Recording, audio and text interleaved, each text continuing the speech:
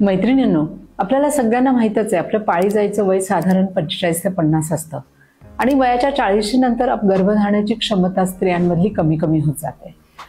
Actually आपल्याला हा problem आज आम्ही जो बघतो आहोत याला आम्ही म्हणतो आहोत प्रीमॅच्युअर ओव्हॅरियन इन्सफिशियन्सी. आणि मला असं वाटतं की हा प्रॉब्लेम मी सगळ्या स्त्रियांशी बोलणं खूप गरजेचं आहे, कारण की आपल्याला वाटतं की आपली क्षमता 40 नंतर संपेल, पण नाही. आज माझ्याकडे मुली येतात ते वयाचं 25 वर्ष आहे, 30 वर्ष आहे, 35 वर्ष आहे आणि त्यांच्या स्त्री बीजांड कोशातली स्त्री बीज संपत आलेली आहेत.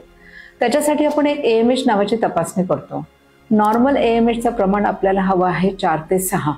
0.3 AMH झालं आणि त्याच्या खाली आलं तर आम्ही म्हणतो की आता मेनोपॉज आपला आलाय आणि गर्भधारणाची क्षमता कमी झाली आहे. आणि खूप मुली जेव्हा पहिल्यांदाच येतात मुलबाळ राहत नाही म्हणून आणि आम्ही बघतो तर स्त्री बीजांची संख्या हार्डली 4 ते 5 दिसत असते आणि AMHची संख्या कधी 0.2, 0.3, कधी 1 अशी असते. आणि दुर्दैवाने यामुळे काय होतं आहे तर आपली स्त्री बीजांची संख्या तर कमी झाली, त्यामुळे आपली गर्भधारणाची क्षमता कमी होते. त्याचबरोबर स्त्री बीजांची क्वालिटी गुणवत्ता पण कमी होती आहे. आणि असं वाटतं की इतक्या एज्युकेटेड मुली आहेत, एवढ्या करिअर करणाऱ्या मुली आहेत आणि ह्या मुलींना वंध्यत्वासाठी मात्र झगडावं लागतं आहे. आता काय होतं जर तुम्ही लवकर प्रयत्न नाही केला, याच्यात वेळ निघून गेला. आता कालच एक मुलगी आली, वर्षभर तिने AMH 0.3 असताना वेळ घालवला आणि मग तुमच्यावर वेळ येते ते स्त्रीबीज दान करण्यासारख्या गोष्टीची.